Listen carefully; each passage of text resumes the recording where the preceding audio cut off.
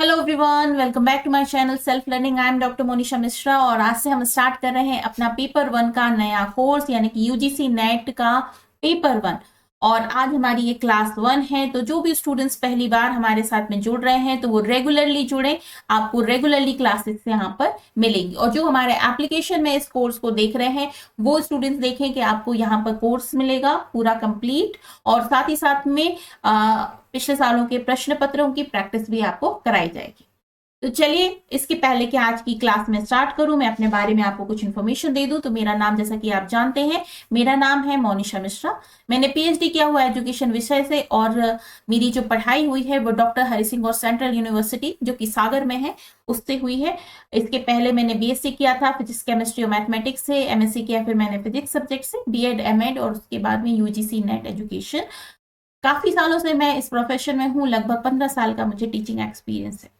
तो चलें स्टार्ट करते हैं आज की क्लास। तो सबसे पहले आपको देखना चाहिए कि आपको पेपर वन का जो सिलेबस है उसे डाउनलोड कर लेना है ताकि आपको सिलेबस पता हो कि आपको पढ़ना क्या गया है। ठीक है, सिलेबस कैसे डाउनलोड करना है, आपको नेट की ऑफिशियल वेबसाइट पर जाना है और ऑफिशियल वेबसाइट की लिंक आपको डिस्क्रिप्शन बॉक्स में मिल जाएगी।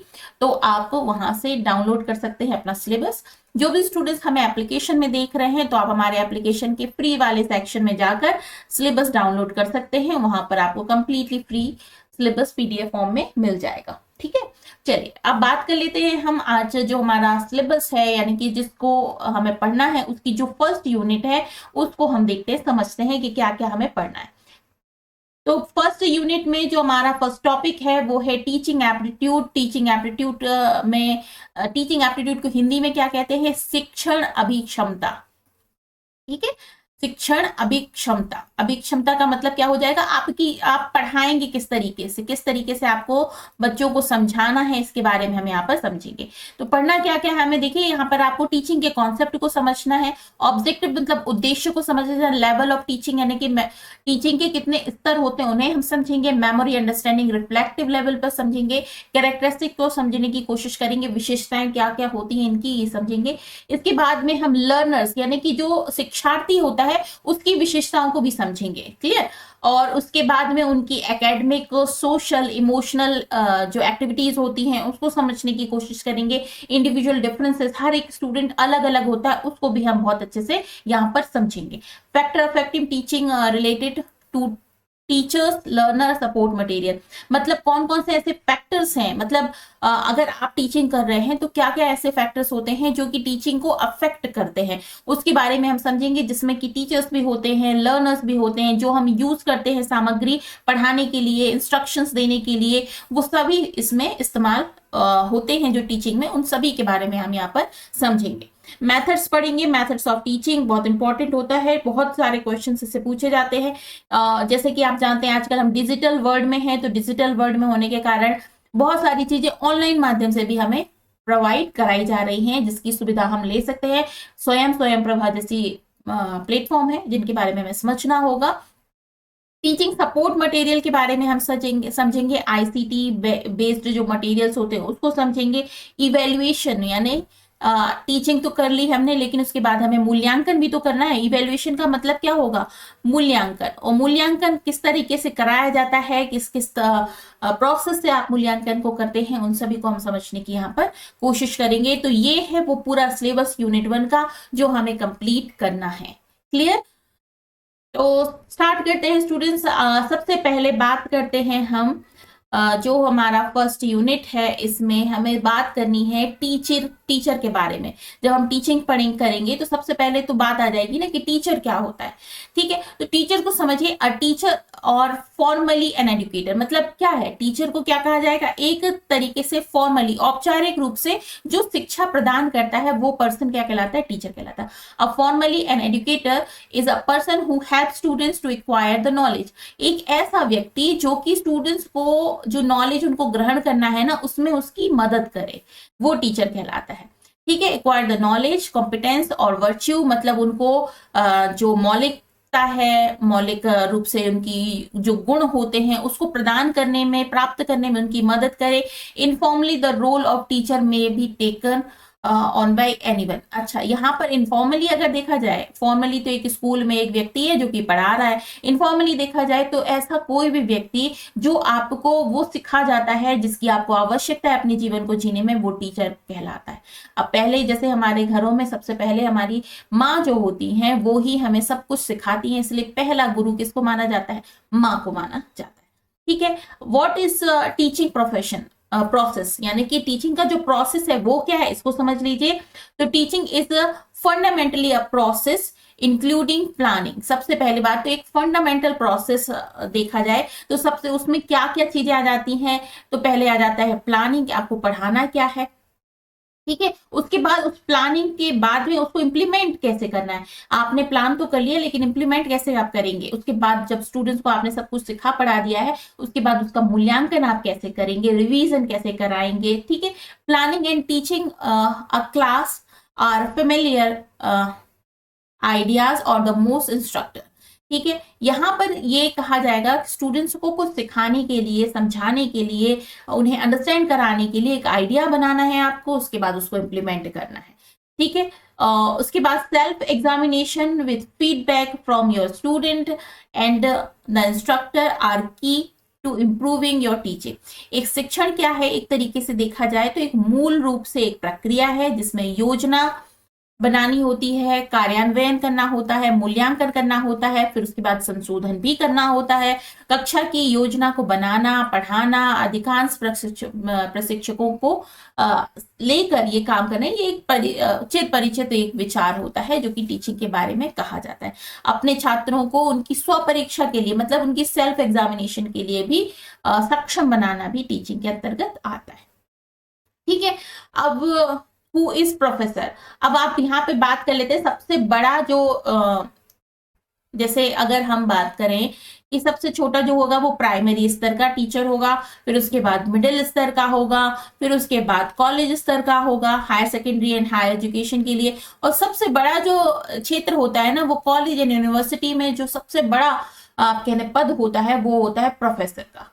ठीक है, उसके पहले बहुत सारे अलग अलग छोटे छोटे पद होने के बाद में ये प्रोफेसर की पदवी पर एक व्यक्ति पहुंचता है। ठीक है, तो प्रोफेसर क्या होता है, जो कि यूनिवर्सिटीज में, कॉलेजेस में स्टूडेंट्स को पढ़ाते हैं, साथ में जो क्या करते हैं, ना सिर्फ पढ़ाते हैं बल्कि उनको रिसर्च करने के लिए, रिसर्च करने का मतलब क्या होता है, जब आप इस तरीके की स्तर में पहुंच जाते हैं कि जब आप कुछ खोज सकते हैं, कुछ अनुसंधान कर सकते हैं, उसमें आप पहुंच सकते हैं, तब आप रिसर्च करने की स्थिति में पहुंच जाते हैं। और उसमें जो हेल्प करता है आपका वो होता है प्रोफेसर। प्रोफेसर का अर्थ हो जाएगा किसी एक विषय का एक विशेषज्ञ। एक विषय है और उसका कोई क्या हो गया है, विशेषज्ञ हो गया है, उच्चतम स्तर पर पहुंच गया है, वो कहलाएगा प्रोफेसर। ठीक है, अब आप बात कर लेते हैं हम टीचर की जो कैरेक्टरिस्टिक्स होती हैं। कैरेक्टरिस्टिक्स का मतलब होता है लक्षण भी कहें हम, विशेषताएं भी कहें, ये होता है। ठीक है, तो स्ट्रॉन्ग कम्युनिकेशन स्किल, सबसे इंपॉर्टेंट तो बात यह है कि उसकी स्किल जो होगी वो बहुत अच्छी होगी, किसकी, कि अपनी बात को स्टूडेंट तक कन्वे कर पाए। एक अगर टीचर अपने स्टूडेंट्स को अपनी सारी बात समझा पा रहा है और स्टूडेंट्स को सब कुछ समझ में आ पा रहा है, इसका मतलब है वो एक बहुत अच्छा टीचर है। दूसरी बात यह है कि बहुत ज्यादा जो स्टूडेंट वो काम होना चाहिए, मतलब उसमें धैर्य होना चाहिए, धैर्य होने के साथ में केयरिंग स्टूडेंट्स के साथ में होना चाहिए, डेडिकेशन उसके अंदर होना चाहिए, सब्जेक्ट मैटर का नॉलेज होना चाहिए और बहुत अच्छी उसकी प्रिपरेशन होनी चाहिए। ठीक है, यहाँ पर ये गलत लिखा हुआ है, इसका मतलब पेशेंट लिख दिया है, रोगी, ये नहीं होगा। यहाँ पर होना चाहिए जो व्यक्ति है वो धैर्यवान होना चाहिए। अब इसके बाद में who are objectives, what are objectives of teaching. Teaching की क्या विशेषताएं हैं, एक टीचिंग प्रोसेस जो है उसकी क्या विशेषताएं होती है। तो सबसे पहली विशेषता ये है कि to help students acquire knowledge, students को नॉलेज गेन करने में मदद की जाए। To develop thinking power in a student, सबसे पहले स्टूडेंट्स की जो थिंकिंग पावर है, मतलब उनकी विचार शक्ति जो है उसको डेवलप किया जाए। To shape character and behaviour, बच्चों की जो कैरेक्टर है, यानी कि उनका जो चरित्र है उसका निर्माण और उनके व्यवहार का निर्माण किया जाए। फिर इसके बाद में है foster independence to motivate student, छात्रों की जो स्वतंत्रता है उसको बढ़ाया जाए, उनको मोटिवेट किया जाए। जब वो डिमोटिवेट फील करें अपने आप को तो उनको इनकरेज किया जाए, उनको आगे बढ़ने में मदद की जाए।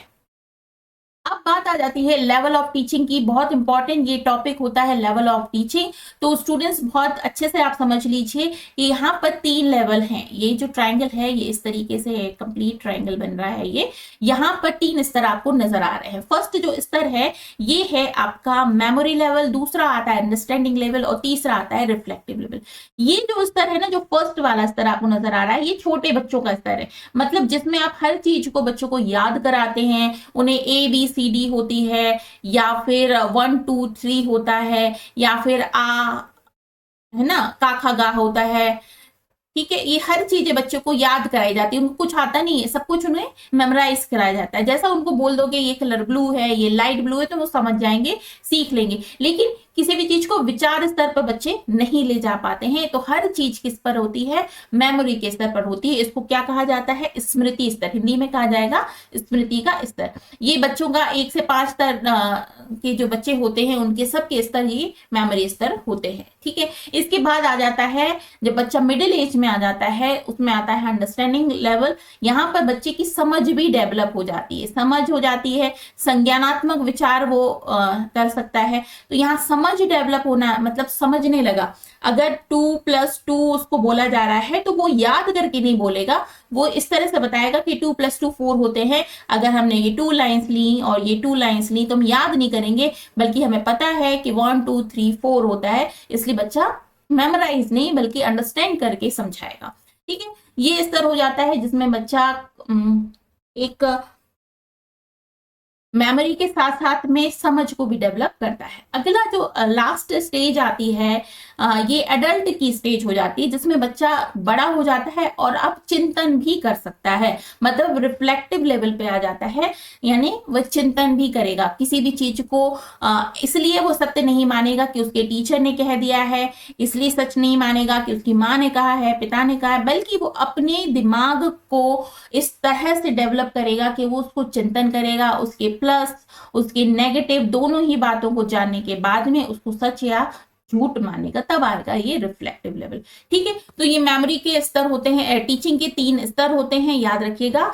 हिंदी में कहेंगे हम स्मृति स्तर, फिर उसके बाद समझ का स्तर और तीसरा चिंतन का।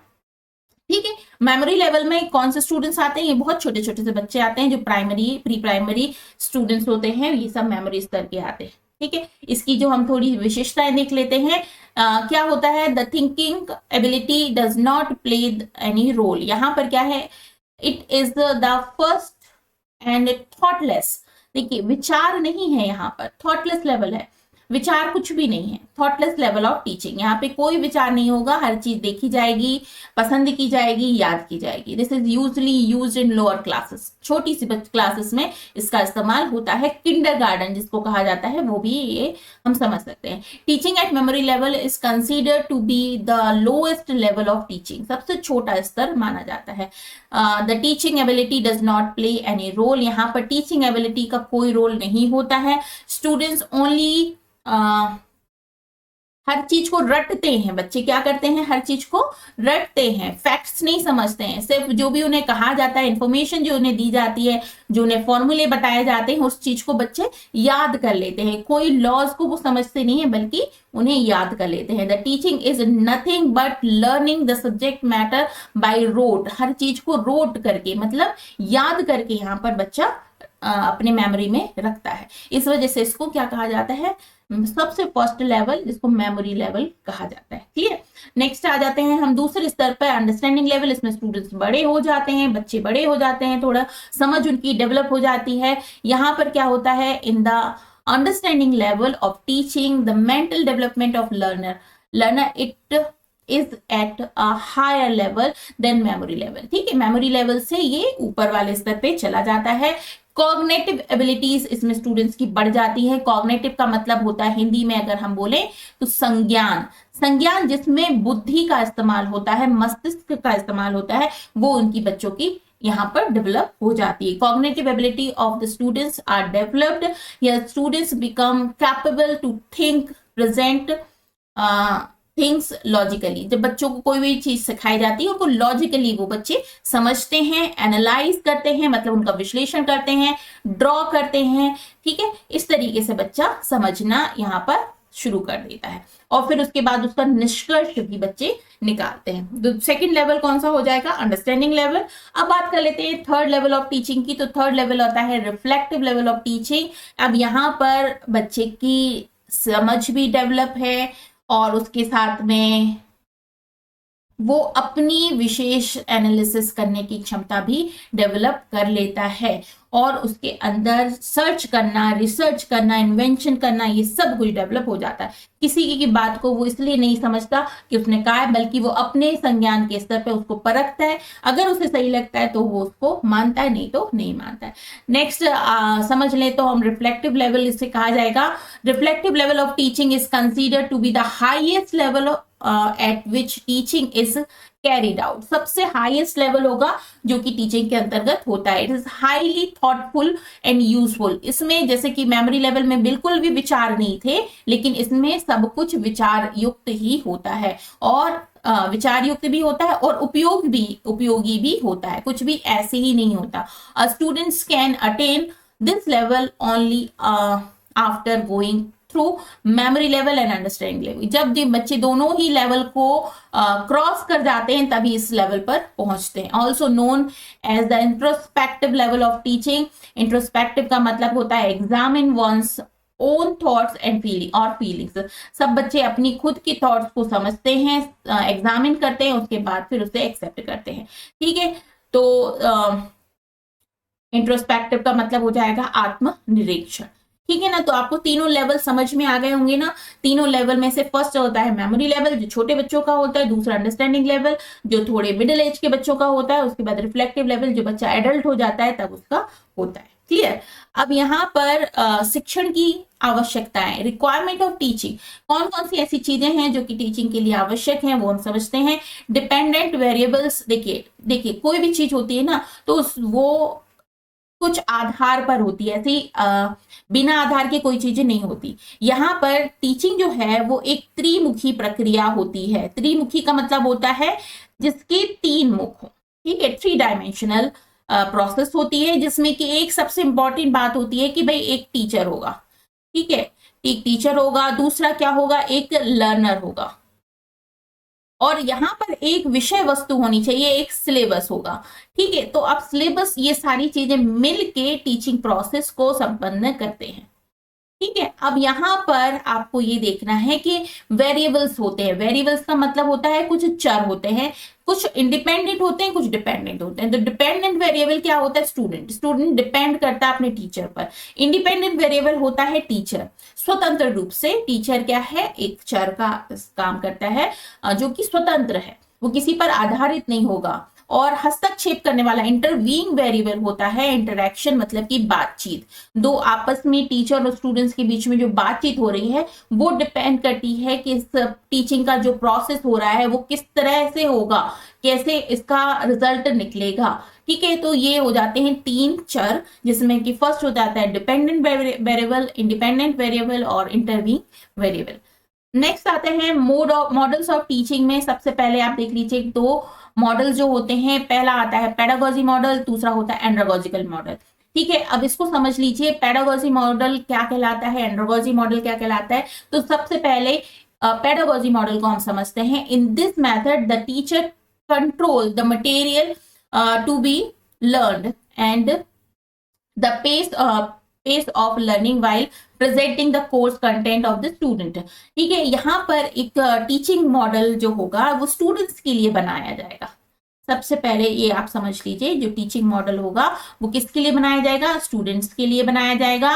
और जिसमें टीचर जो होगा वो सारी ही जो एक्टिविटीज होंगी उसको कंट्रोल करेगा। जो उसको मटेरियल प्रोवाइड कराया जाएगा उससे बच्चों को वो पढ़ाएगा। ठीक है, मतलब इस पद्धति में शिक्षक छात्रों को पाठ्यक्रम सामग्री प्रस्तुत करते हुए सीखे जाने वाली चीजों को नियंत्रित करता है। मतलब सब कुछ जिम्मेदारी किसके ऊपर हो जाती है? टीचर के ऊपर होती है। It is also called the instructor centre approach. यहाँ पर जो भी इंस्ट्रक्टर है ना वो सेंटर में होता है, मतलब टीचर सेंटर में होता है। In this the learner is dependent upon the teacher, instructor और टीचर फॉर द लर्निंग। ठीक है, अब देखिए यहाँ पर मेनली कहाँ की बात की जाती है, ये होती है स्कूल एजुकेशन की। ठीक है, जब हम स्कूल एजुकेशन की बात करते हैं तो क्या होता है, स्कूल एजुकेशन में सबसे इंपॉर्टेंट रोल क्या होता है, टीचर्स का होता है। ठीक है, और उसके बाद जो होते हैं वो स्टूडेंट होते हैं। तो स्टूडेंट्स जो करते हैं वो क्या काम होता है, जो टीचर उनसे करने को कहता है। एक सिलेबस उन्हें प्रोवाइड किया जाता है, उसके थ्रू वो लर्नर्स को हेल्प करते हैं पढ़ने के लिए। ठीक है, तो ये मॉडल जो कहलाता है पेडागोजिकल मॉडल कहलाता है। मतलब पूरी तरीके से फॉर्मल एजुकेशन की जब बात करते हैं हम, तो टीचर सेंटर एजुकेशन हो जाता है, इंस्ट्रक्टर सेंटर एजुकेशन हो जाता है, वहां पर आप पेडागोजिकल मॉडल कह सकते हैं। एंड्रोगोजिकल मॉडल के बारे में आप थोड़ा सा समझ लेते हैं। ये हो जाता है थोड़ा सा एडल्ट स्टूडेंट्स के लिए। In this model the learner is the mostly self directed. अब यहाँ पर जो बच्चे हैं ना वो बच्चे नहीं रह जाते, बड़े हो जाते हैं, एडल्ट हो जाते हैं। ठीक है, उनको पढ़ाने के लिए तो वो क्या हो जाते हैं, सेल्फ डायरेक्टेड। उनको पता होते हैं, बच्चों जैसे उन्हें लाइन में नहीं खड़ा करना पड़ता है, सेल्फ डायरेक्टेड हो जाते हैं। And is responsible for his own learning. अब स्टूडेंट हैं, बड़े हैं, उनको समझ में आ गया है कि उन्हें क्यों पढ़ना है, उन्हें किसी चीज को सीखना है। जैसे सपोज आजकल एआई टूल्स के बारे में बहुत बात कही जा रही है कि आप एआई को समझ लीजिए, आगे आपको बढ़ना है तो। ठीक है, तो आप ऑलरेडी पढ़े लिखे हैं, एडल्ट हैं, कहीं ना कहीं जॉब में है, उसके बाद भी आप एआई को सीखने के लिए जा रहे हैं, दैट मीन्स आप एआई की इंपॉर्टेंस को समझते हैं। और उसको सीखने के लिए अगर आप कोई कोर्स ज्वाइन करते हैं तो आप अपनी जिम्मेदारी पर उस कोर्स को करेंगे। कोई टीचर आपको बैठ के पढ़ाएगा या रटाएगा नहीं। ठीक है ना, तो उसी तरीके से तो इस तरह का जो मॉडल हो जाएगा वो एंड्रोगोजिकल मॉडल कहलाता है। ठीक है, और समझते हैं हम तो इसमें in this method the instructor facilitate, मतलब सुविधा देता है, facilitate the learning and participants to help than offering the opportunities. यहाँ पर जो टीचर होगा या फिर जो सिखाने का इंस्ट्रक्टर होगा ना, वो सिर्फ बात बताएगा कि आपको कैसे पढ़ना है, क्या सिलेबस आपको यूज करना है, क्या अपॉर्चुनिटीज आपको इसमें मिल सकती है, वो आपको ये सब समझाएगा। To learn themselves and acquire the knowledge learner centred approach. अब देखिए यहाँ पर जिस तरह से मैं आपको इस प्लेटफॉर्म पर पढ़ा रही हूँ, अगर आप यूट्यूब पे पढ़ रहे हैं या हमारे एप्लीकेशन पे पढ़ रहे हैं, जिसका मतलब क्या है कि आप खुद पढ़ना चाहते हैं, इस वजह से आप पढ़ रहे हैं। अदरवाइज मैं आपको घर जाके आपको एक क्लासरूम में बैठा के आपको डंडे मार के नहीं पढ़ा रही हूँ।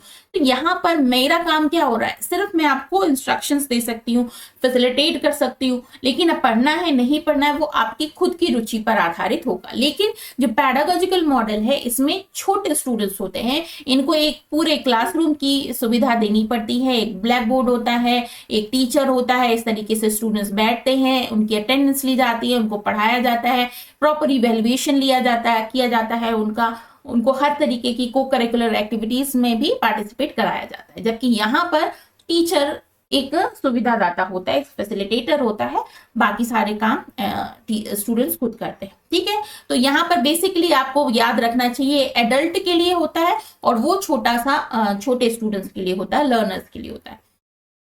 तो ये थी स्टूडेंट्स आज की हमारी पहली क्लास। आई होप आपको क्लास 1 बहुत अच्छी लगी होगी। आप रेगुलरली हमारे साथ जुड़ें और हमारी इस क्लास को अटेंड करें। और जो भी स्टूडेंट्स एप्लीकेशन में हमारे साथ में जुड़ रहे हैं उन सभी स्टूडेंट्स को मैं बता दूं कि आपको हमारे एप्लीकेशन में कोर्सेज कंप्लीट मिलेंगे और ये पूरा कोर्स है जो कि पेपर 1 के लिए मैंने डिजाइन किया है। और आप इससे अपने जो आपका टारगेट है यूजीसी नेट को अचीव करना या फिर उसको क्वालिफाई करना, उसको आप बहुत अच्छे से कर सकते हैं। अगर आपके कोई भी सुझाव हैं तो मुझे कमेंट सेक्शन में जरूर बताएं। जो स्टूडेंट्स हमें यूट्यूब पे देख रहे हैं, आपको ये क्लास कैसी लगी जरूर आप बताइएगा। आप अगर इसमें कुछ और ऐड करवाना चाहते हैं तो अपने सजेशन मुझे कमेंट सेक्शन में जरूर दीजिएगा। तो आज की क्लास को यहीं पर फिनिश करते हैं। जो भी स्टूडेंट्स अभी तक हमारे चैनल को सब्सक्राइब नहीं करें प्लीज कर लीजिए। कंप्लीट कोर्स मैं आपको दे रही हूँ, यूट्यूब पे कंप्लीटली फ्री है, कोई चार्जेस आपको यहाँ पर नहीं देने हैं।